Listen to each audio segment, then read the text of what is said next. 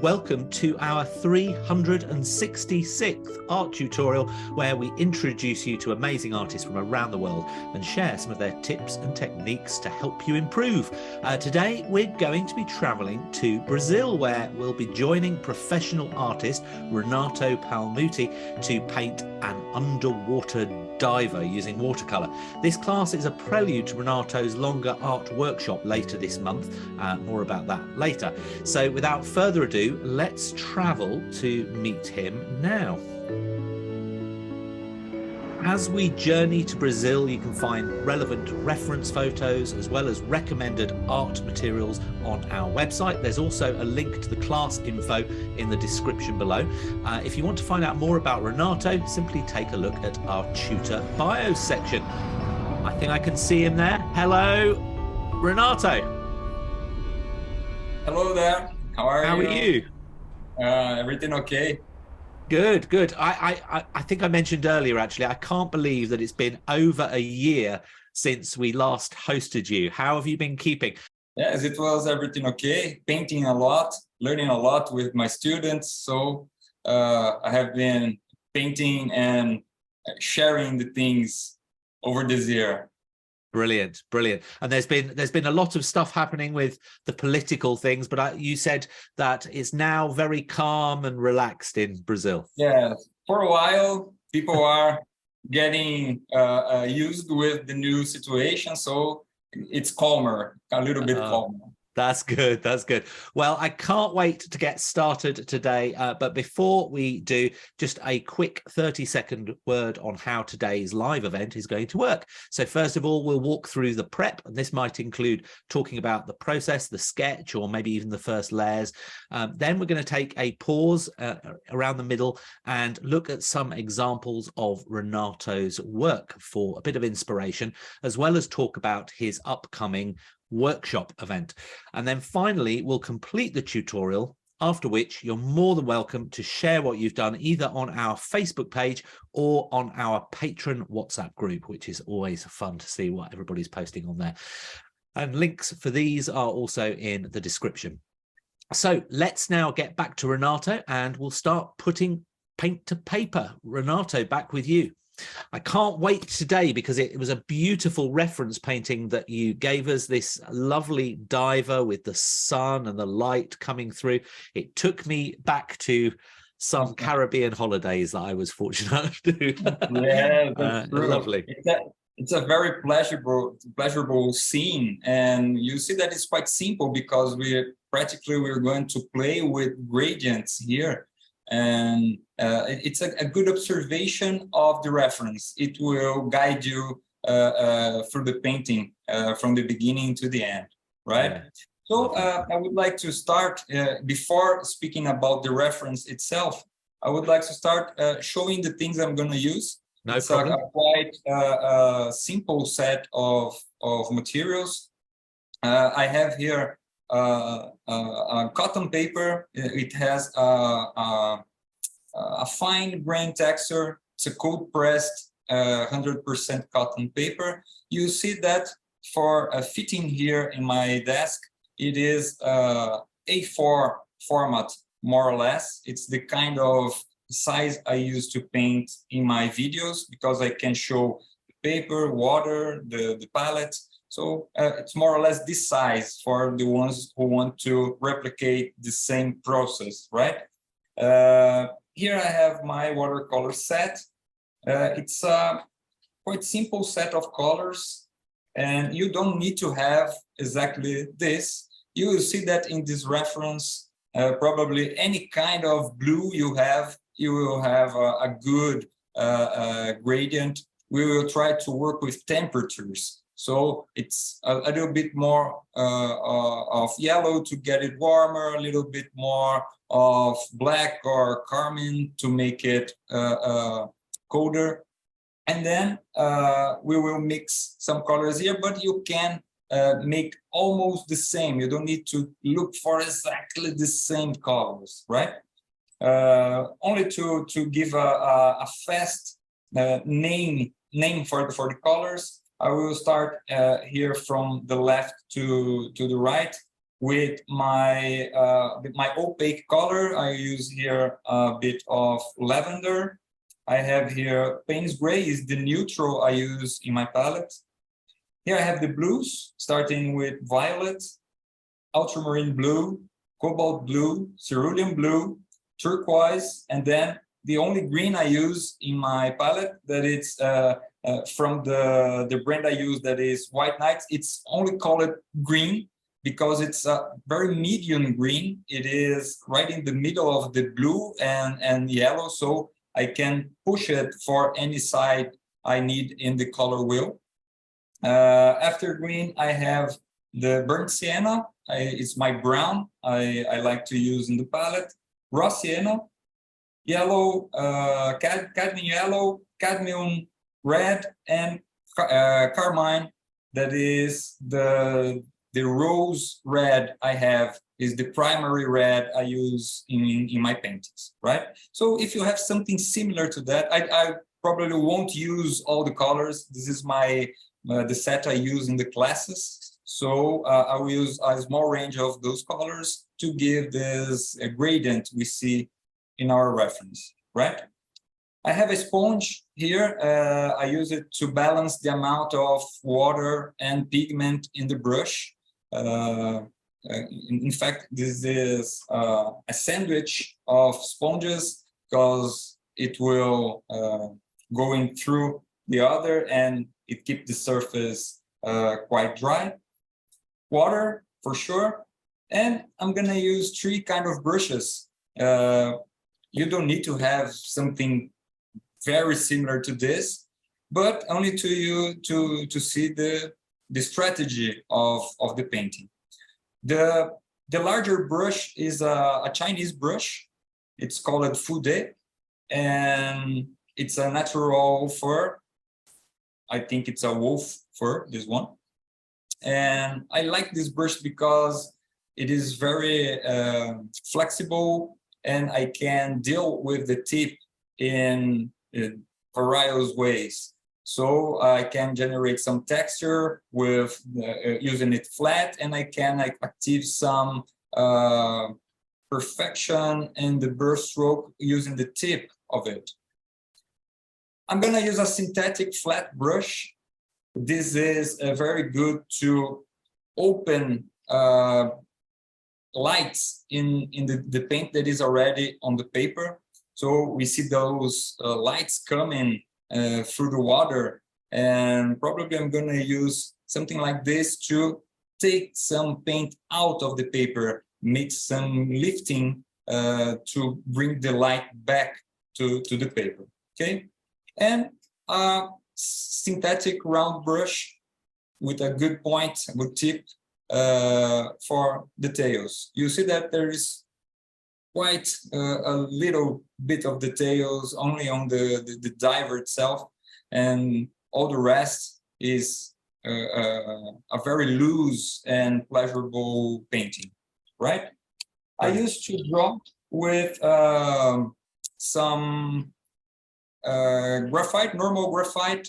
I use this mine 0.7 millimeters.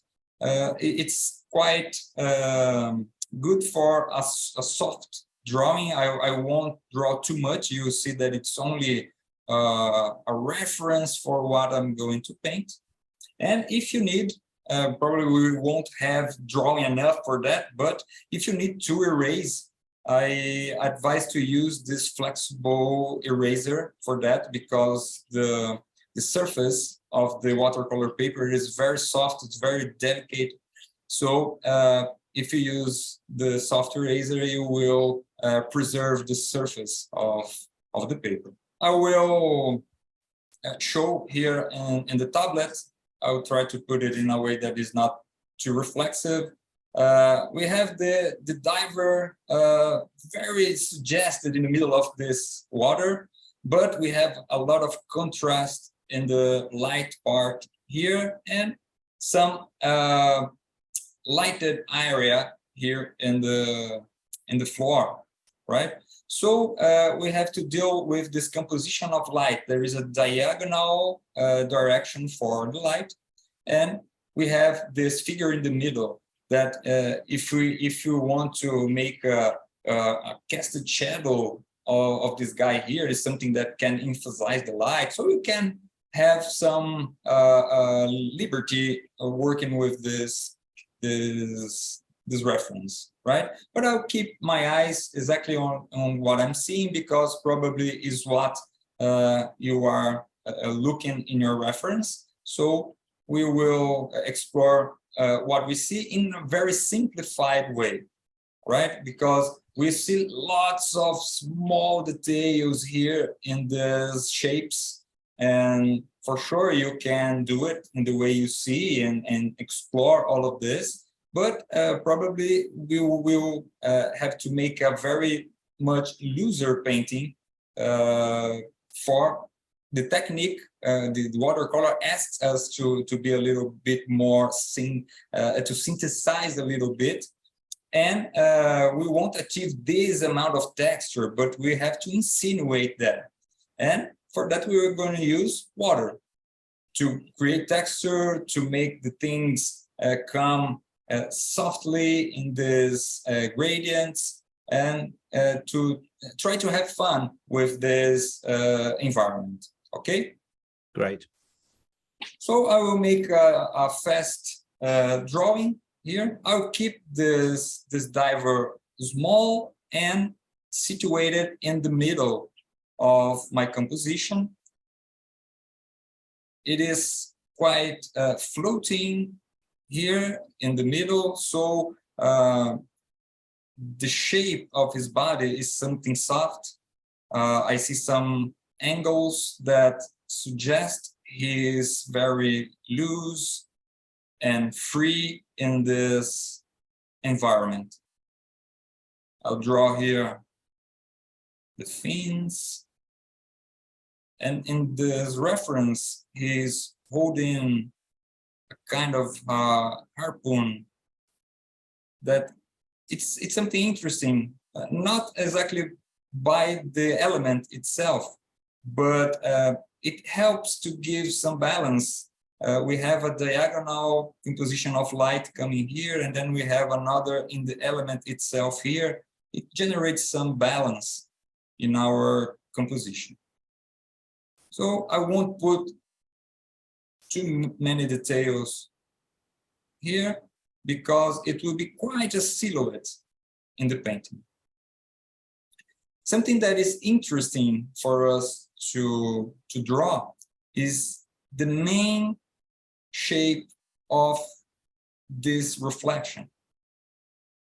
Not drawing every spot and every corner we see in this movement, but this main curve, I think it's important, because it reflects the way this image was kept by a lens in this position, from below to the top. So I think it's a very important movement in our scene.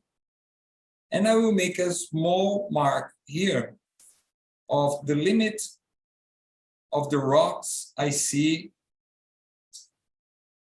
in the background.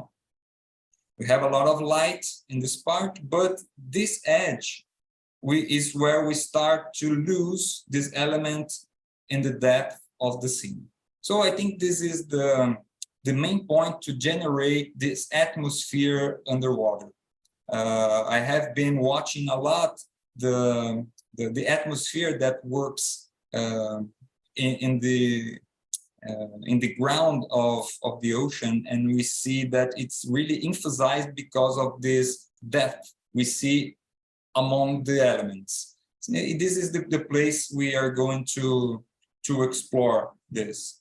If you want to make some marks of those darks that comes from the rocks, those stones here, okay, maybe there is something interesting in the reference that inspires you in the movement, but we will try to make it very loose and very simple in our painting. Okay, so I won't draw anything else than this. I think here we have the drawing enough to follow during the painting. Okay. So the first wash for this has to be very well observed in our reference. So I will show again the picture. I will make it bigger here, and we'll see that we have very defined in the picture two different layers. We have a layer of the sky that we see practically in a straight transparency of the water. So we are looking to the sky here. And this part is the back, the ground of the sea reflected in this plane of water. So it's two different things.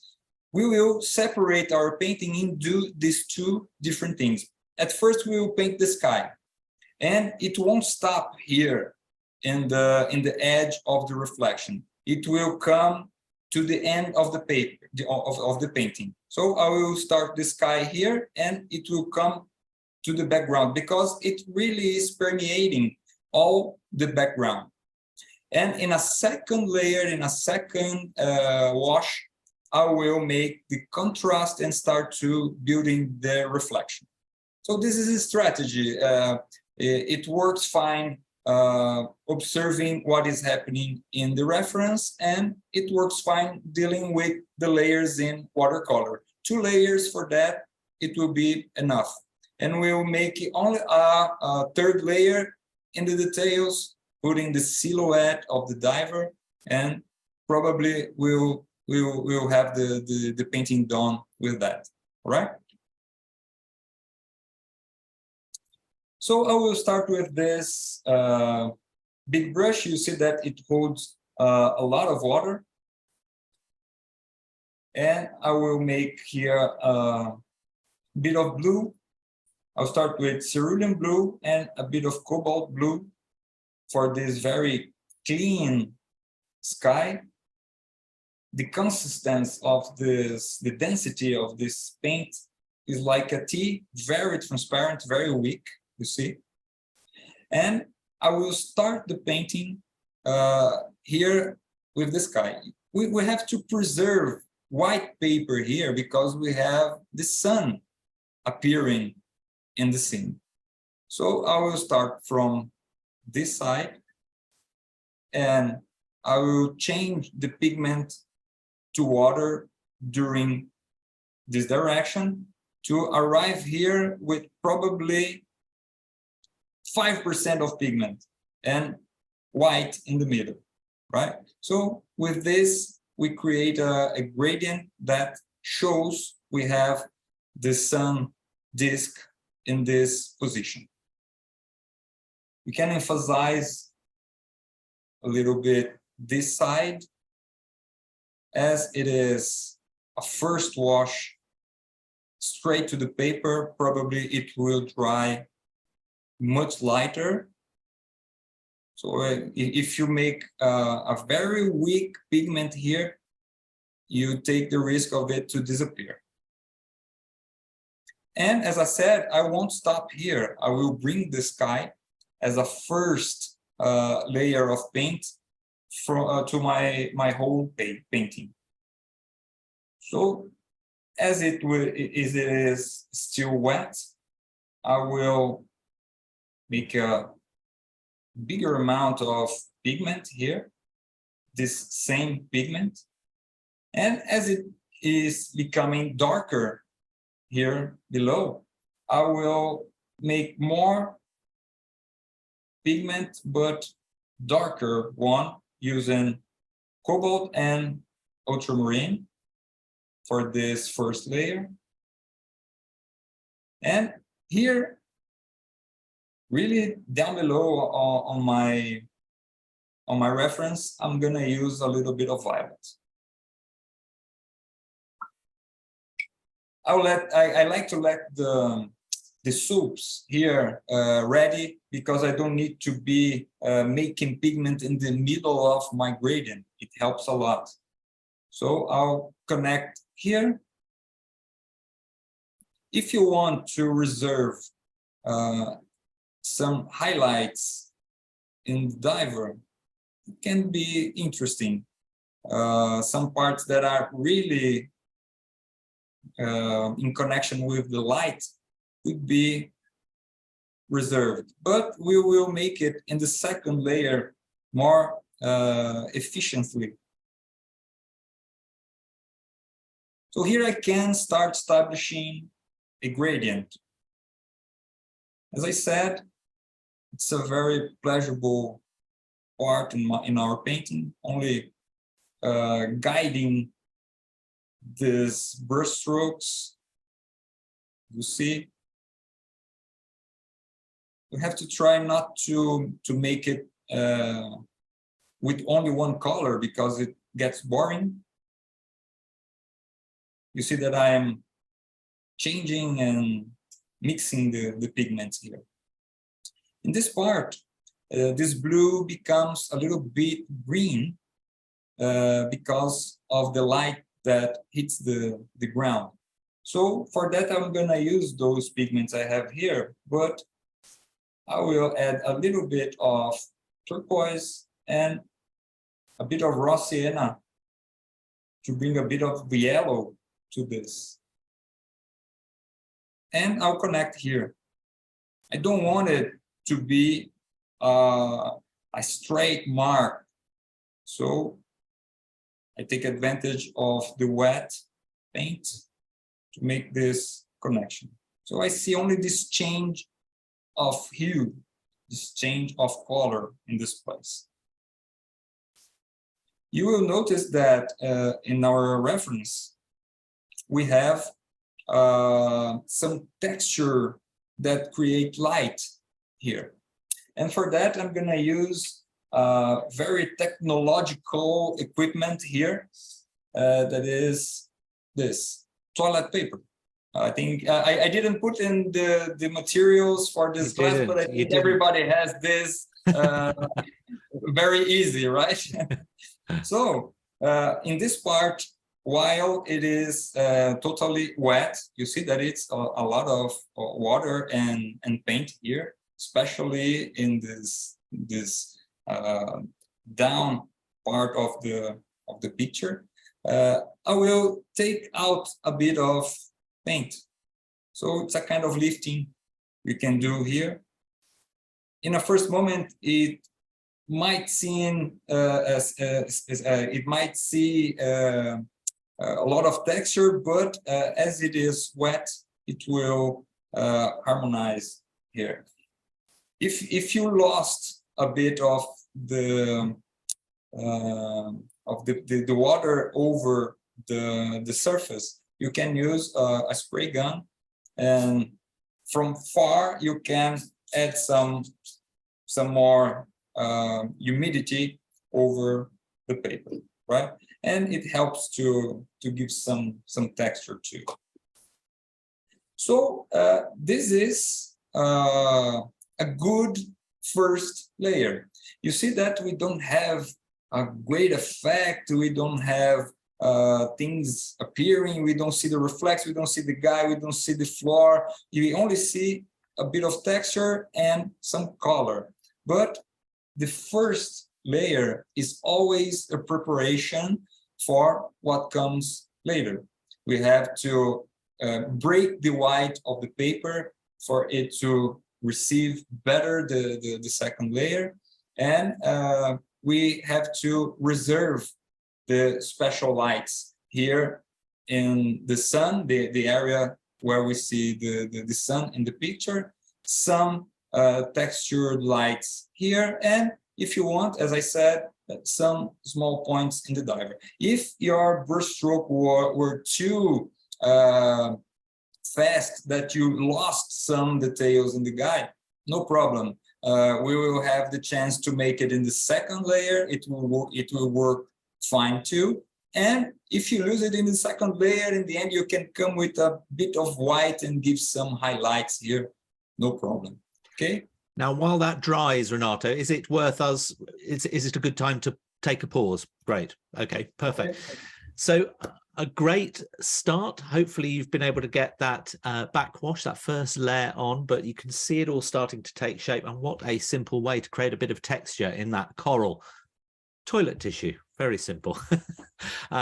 I'm glad we didn't have a question on what brand you use. Right, now it's a chance to have a look at some of Renato's previous works of art for a bit of inspiration, and we'll also talk about the upcoming workshop, which is a 2 to 3 hour extravaganza. So, and it will build on this shorter class, so it's still going to be an under the sea theme, and I'm hoping that Renato's pulled out a few sea theme paintings to show us. What have you pulled out for us, Renato? I have been watching a lot these scenes, these atmospherical scenes that we see underwater, because in the last year I launched a book about the fishes of Brazil. Oh. And then I had to make a lot of research of images of these fishes in their environment, and I saw that it's not explored by the painters, by the watercolor artists, and I think it's a great universe for that, right? Yeah, fantastic. And then I have here some paintings I will show here in the other camera. I think it's good to see, because we have some contrasts of lights in this water environment, that it's great for us to explore the lost and founds of watercolor, giving some strength for some things and let it loose in other ways. It's a very good environment for exploring as paintings. Yeah. This is a study I did with this atmosphere. I have some other paintings here that are not from below the water, but we can see the relation about what is above and it's what is under the surface of water. So this is a series of pictures I took in the last vacations, and I hope to paint lots of those figures. I have hundreds I photographed for that, and it's very funny to see the distortions in water and the relation and the tonal work we can explore. In this case, this picture was taken at night, so the behavior of the environment is very unique. You see transparency, you see different temperatures, and you see different lights in this composition of transparencies. Yes, so I think I'd find that quite hard to do, that, because you have to think in almost two worlds, don't you, as you're painting? Exactly, two worlds. This is the concept, exactly this. And I like a lot to explore the water surface anyway. So when I work with scenes that we see these reflections, I always like to see the difference we have in the reflections of the elements when we see the different lights of the day. So it's very funny when you have the light coming from one side, you see the reflection lighter than the object in the water. When you see shadow, you see the shadow reflected darker than the object. So there are very simple but very important things to be observed in this work of water, reflections, transparencies, and it's totally related with the medium we are using. That is water. So painting water with water, it's great. Yeah, it's a yeah. great lesson. That's absolutely fascinating, and I love those paintings. And let me know in the chat which ones you liked and why as well, so I can let Renato know. And if you're enjoying the show so far, we'd really appreciate a thumbs up. YouTube then uses the algorithm and tells more people about it, and it helps us with our mission to help inspire people to give art a try, young and old alike. So thank you in advance. Right, we're now going to, on this theme, on this seafaring theme, we're going to talk about Renato's upcoming workshop, which is happening later this month. And it's a 2 to 3 hour event where we are going to be deep diving into a a fever of stingray. I looked that up. A group of stingray is called a fever, I think. A fever of stingray. And I think some of the skills here that Renato is going to be talking through is on the compositional aspects, because when you've got a multiple number of creatures or people or whatever, there's balance comes into play, the balance of the painting, and that can be quite a difficult thing to do. So let me hand over to Renato, and he'll talk through what he's going to be taking you through step by step. And obviously in a 3-hour workshop, we can really go into detail in a lot of these things. So Renato, what are you going to be covering in our workshop?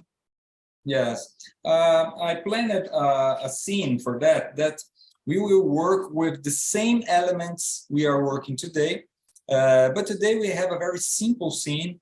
We almost don't have elements to work in depth in our composition, and the drawing is very simple too. We have only this diver that you can choose the movement he's doing, the position he's doing. It won't affect really the end of our composition.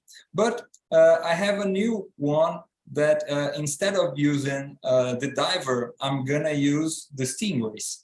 And for that, we're going to enter in another point, that is the drawing and composition, thinking that we don't have elements in the air, in the normal atmosphere. We have them floating, and these animals they used to swim in a very harmonical movement.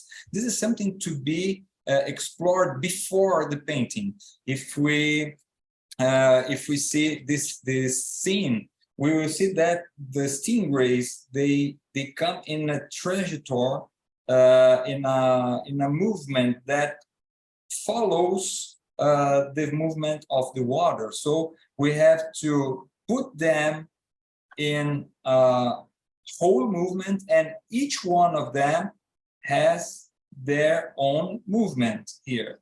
So something for us to start looking in our reference. And when we see those different stages in the depth of our scene, we'll see that we have here a task of working very well with the tones, because as further it goes, lighter it becomes, and we see less contrast, we see less color, it loses saturation. So you see a difference of treatment from that element to this element to this element, you see, and it gives us the impression of this depth, that the space is full of something, in this case water, that makes it disappear as that silhouette in the background. And so it's a little bit more complicated to work. It's not complicated, but it's more information for us to deal during the painting. You see that we have areas of light and shadow in each one of them. So things that we have to deal with during the painting. As we have the water closer to the ground, here we see a little bit more of details, so we can work more with texture and contrasts in the ground too. So we can do it very in a very tranquil way, and step by step, speaking about drawing and composition. After that, exploring the layers in 2 or 3 hours. So I think it's a very pleasurable theme for us to use in the workshop. That would be absolutely fantastic. And I love I love workshops where not only are you learning some great things, so in this case, as Renato said, the flow, the use of light depending on distance, because underwater it's a different world and different things that you have to consider. Also the balance of the composition. But by the end of it, I'm sure that we're going to have some really great paintings as well. So really looking forward to that. And you can either join us live or purchase the video or even both. And as a reminder, if you're one of our patrons, level 2 and up, you automatically qualify for a discount as well. Now, let me show you our website and I'll show you how you can go and book. And also there's a link in the description below, and you click on the events section. If it's before the event and it's happening on the 28th of February, scroll down to the particular date. There you go. I can see the stingray there. Click on the book event button and you'll go through to the page that explains all about it, some of the things that Renato's covered now.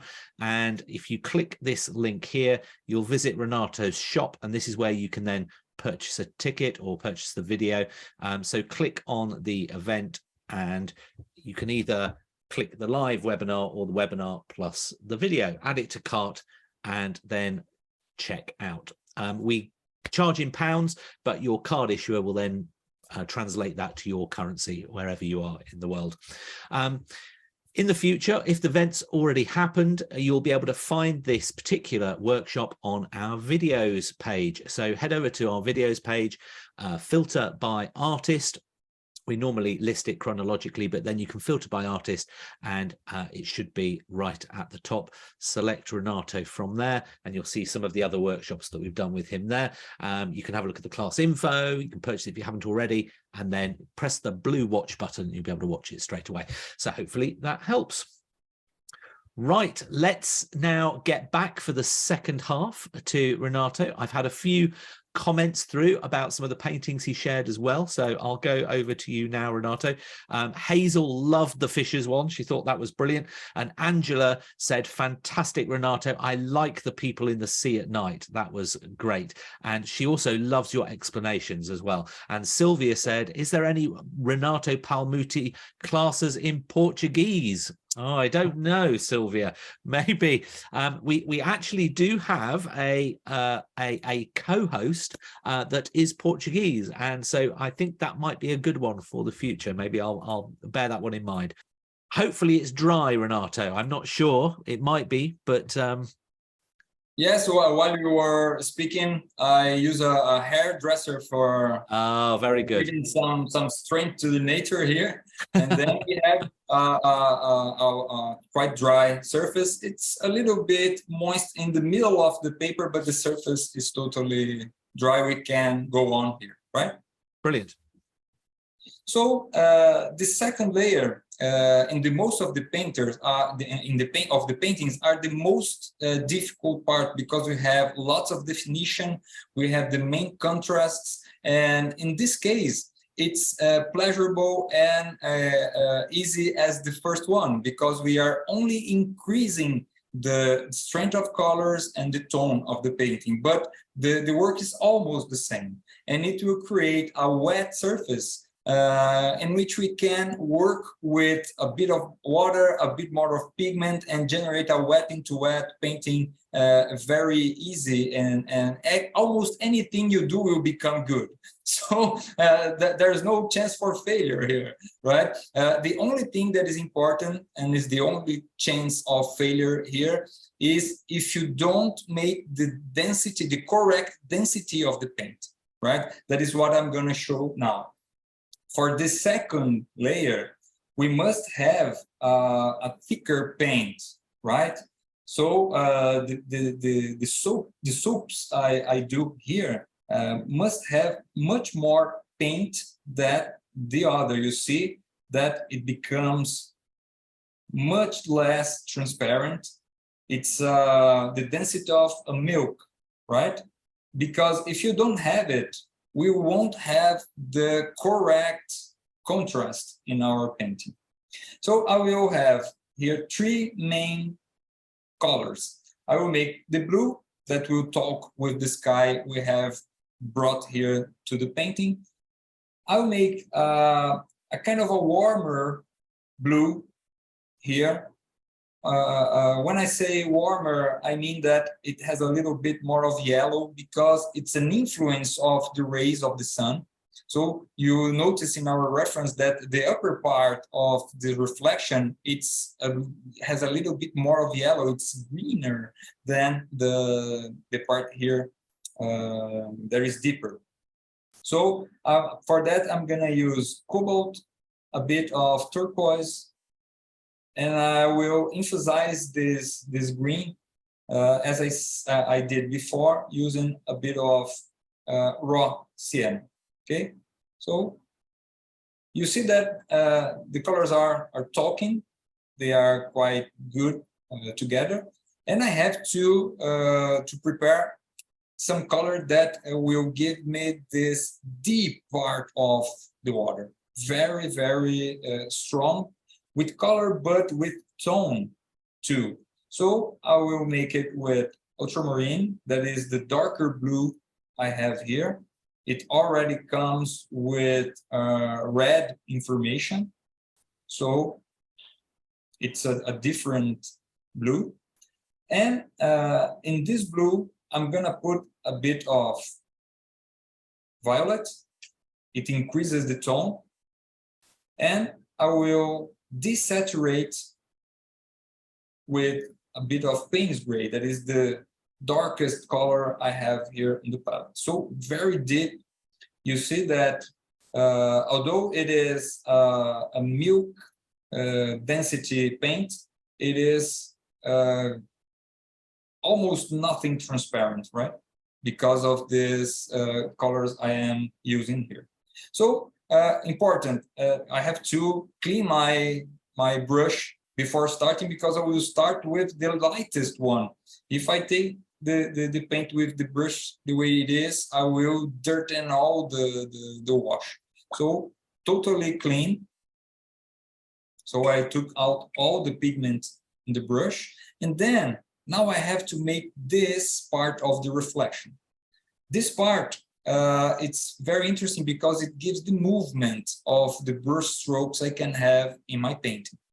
And for doing this movement, I will try to translate what I see in brush strokes, not trying to find the edges of those reflections, but I have to see the reflections and try to see brush strokes. So this is the way it's going to work. Here in the first washes, I will put only a bit of lavender for it to become lighter. Only in the first washes, because it is working with the lightest part of the sky. And I have to make here a very wet layer, because I must have time to work on this wet surface in some moments. So you see, I'm translating the movement I see in brush strokes. I'm not trying to copy what I see, but to translate in brush strokes. And it's something to rehearsal, if you want, before starting your painting. It's the kind of translation you have to see in your language. Any artist has its own language for this calligraphy work and for this translation of brush strokes in the painting. We will notice that this part is quite lighter, so I'll take out a bit of pigment here. I'll make it lighter. And we'll start to feel something like water happening here in the painting.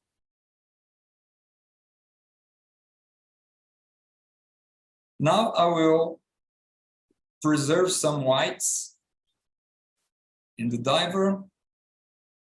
And important, it must be very wet. You see that there is a lot of water and pigment in the surface here, right? If you make a very weak painting here, if it dries too fast, you won't be able to open the light that we want here, and we'll do it in a few minutes, right? So in this moment, I have to bring this gradient, changing the hue. Now you see that I'm using the blue, colder blue. I don't preserve the whole diver. I will only keep some small spots that will give me some light.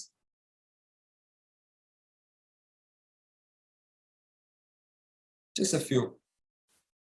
And again, filling the water, filling the pigment. Now I'll start to increase the tone, you see? And in this part, very, very dark. This is becoming dark and deep this way because we prepared the first layer with some paint. So it works fine. Here I have to establish the same passing for the light as we did in the other layer. So I will make this green that is quite desaturated, is not very strong. And I will make a mix with the dark thing, the dark paint I have here. And I'll bring it with more water because I have a lighter part. You see, much more water here than here. So it becomes lighter. I touch the edge of this dark part and it comes very soft to this corner. I'll add some white parts here. They won't be that hard because again I will come with my toilet paper and mix a little with the white paper I had, just a bit. So this is the moment for trying to open the lights. So I'll take this brush. You see that I have the paper, it is wet.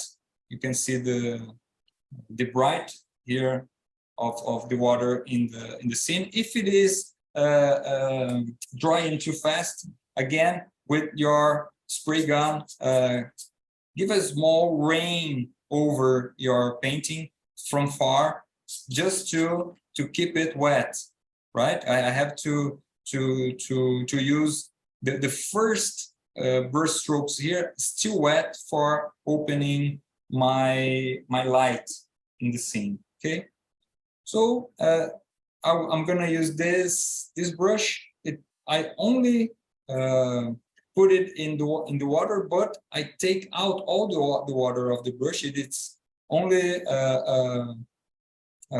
hard this way, you see, and I will take out the paint using this point as the vanishing point. So I pull it in this way, always from the same point,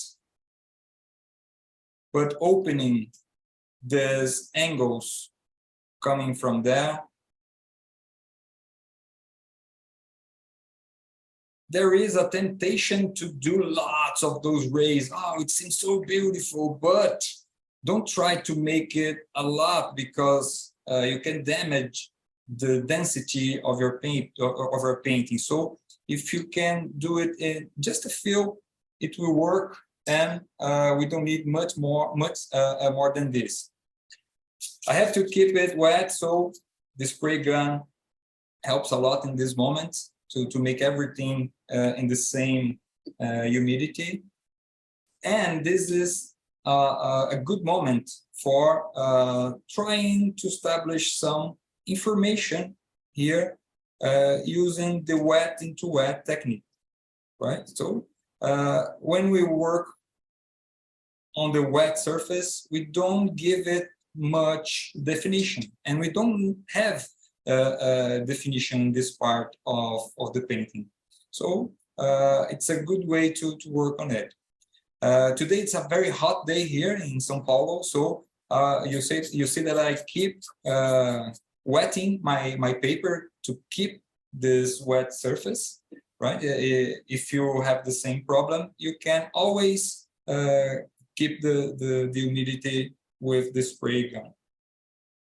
So I will establish some information here.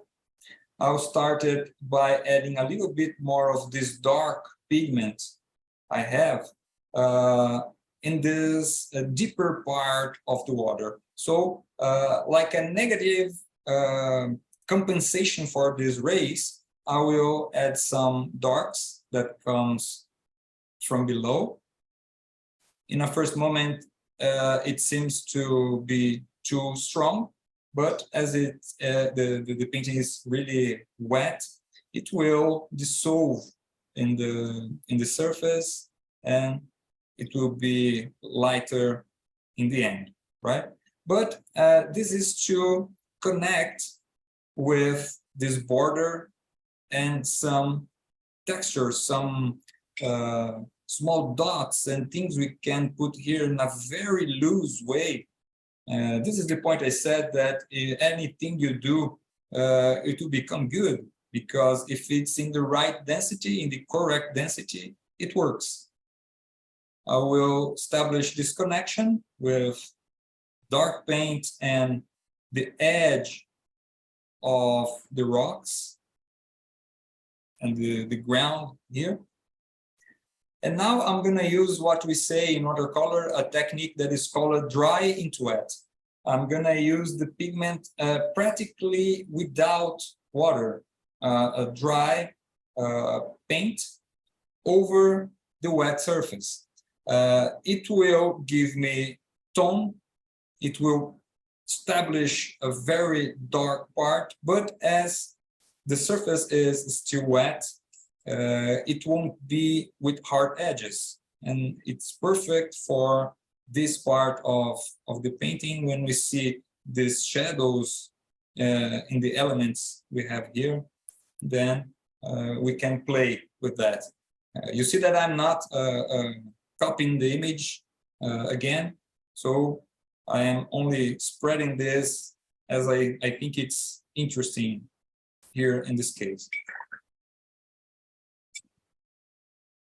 In the same way I am adding pigment to darken some parts, you can, with a clean brush, to spread only a bit of water in this moment to generate some whites, some small cauliflowers that will give some texture, some soft textures too, in this floor, in this ground here, right? And it helps to generate a complexity, but in a very pleasurable and easy way. So here we can start seeing the connection of this light that is reflected here with the light that comes from the surface of the water, right? If you want to add some detail, now that everything is already connected, you can come and look for other small parts you see that might be important for the movement of the brush strokes in the scene. So it's up to you to see what it's lacking in the painting in this moment. Now, just to give you a little time check, we've probably only got a few more minutes, and I'm conscious that all right, we've probably still got the diver to do, I would imagine. We have a quite wet surface, you see? Yes. Very wet surface here. But the diver, it's almost dry. Something that I forgot to comment is that I am working with a board with 20 degrees from the desk, so it's inclined. Everything that I do is coming to the lower part of my painting, so it's always wet here and it's drying here. So it gives me some strategies. As I am working here, it's drying in the upper part. Because of that, I can deal with the different stages of the painting and I can predict it in same way. Yeah. Because of that, I don't need to dry. I can dry in this moment only to make the last details, but I can work in the surface the way it is because it's quite dry in this part. So the last thing I'm gonna do is to bring this the diver silhouette, and it's quite dark. You see that I can add this with definition enough, and I'm taking advantage of the white dots I had reserved in the beginning. It has this small tube here. If in some parts you lose a bit the silhouette, it's a bit destroyed or dissolved, there's no problem. We are not stuck to the reference. We want to make it loose and pleasurable. So here we have this movement of his feet.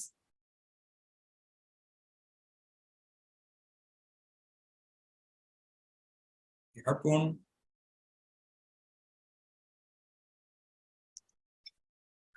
In some parts, we can darken a little bit to give some density to this body. So where we have less light, a bit darker. Probably as it's wet, it's difficult to see in the camera, but I can put it a little bit closer here. You see there is a difference here. Yeah, the textures in the water look amazing. If you were wanting to do air bubbles coming up from the diver, would that be something that you'd have to plan for early on, or could that be done at this point? Yes, sure. This is something I like to add very spontaneously using white in the end of the paper. Okay. It's quite wet in the guide, but no problem. We can use it as a diffuser for our paint. So I'm adding a bit of white watercolor here. It's titanium white. And in this moment, it's quite interesting to add some bubbles. And even in this part that is still wet, maybe to add some information here that will bring some movement coming in this vertical way in our painting, right? Probably here it's too much. I don't want it to be very strong here. But even the ones that that fell down over the wet paint connects this with the diver and gives some relation with those white dots, right? Yes, brilliant, brilliant. So I'm gonna dry this very fast with the hair dryer only to you to see the compensated tones, right? I will turn out the microphone. It should cut out. You don't need to mute, I don't think. We shouldn't be able to hear the hairdryer. Okay. Let me take it out.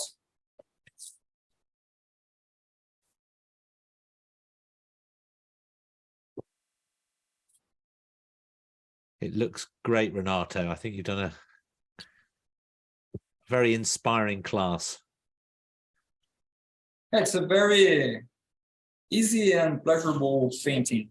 Yes, that's lovely. Bit more of texture here.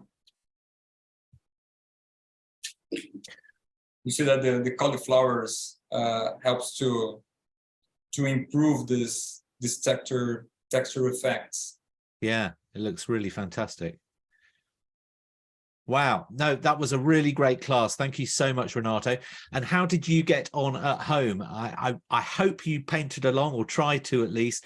And as we near the end of this show, if you've got any words of thanks, I can see that there are a few coming in already. Please do message me and I'll read those through to Renato very shortly. If you have painted along, we'd both love to see your paintings. And you can either do that by sharing on our Facebook page.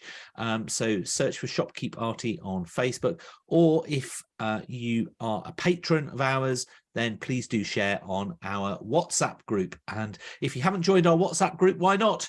You don't know what you're missing. So do check out the link for that on our events page.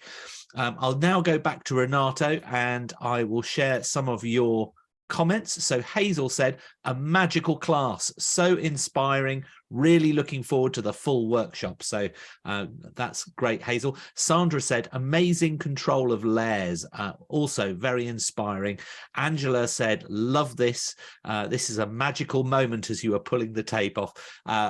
Raul said, can the photo be disposable to I guess available to you? So Raul, you can find the photo. It is on our, if you go to the Shopkeep Arty website and find this event and have a look at the class info, and the photo is there. Daniela said, it's an amazing class, lots of inspiration for us. So I'm glad you enjoyed it, Daniela. And Victoria said, fantastic workshop, thanks Renato.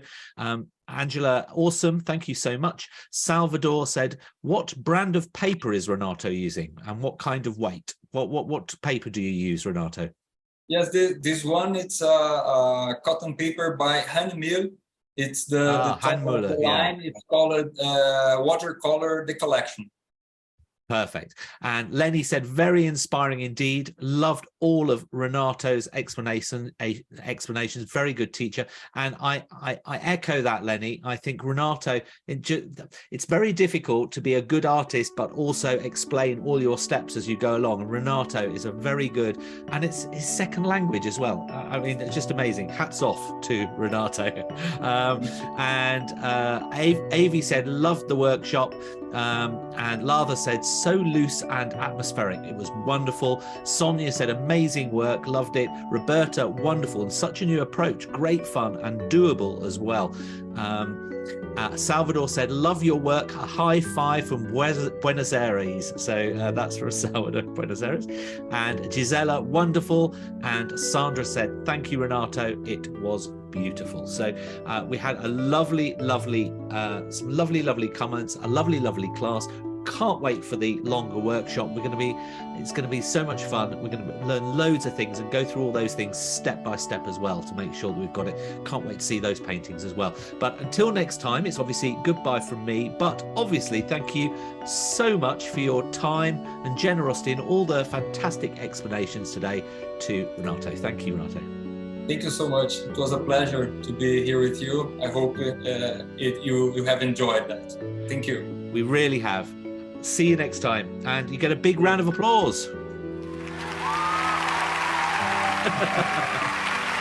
I'll finish on your painting. Thanks, Renato.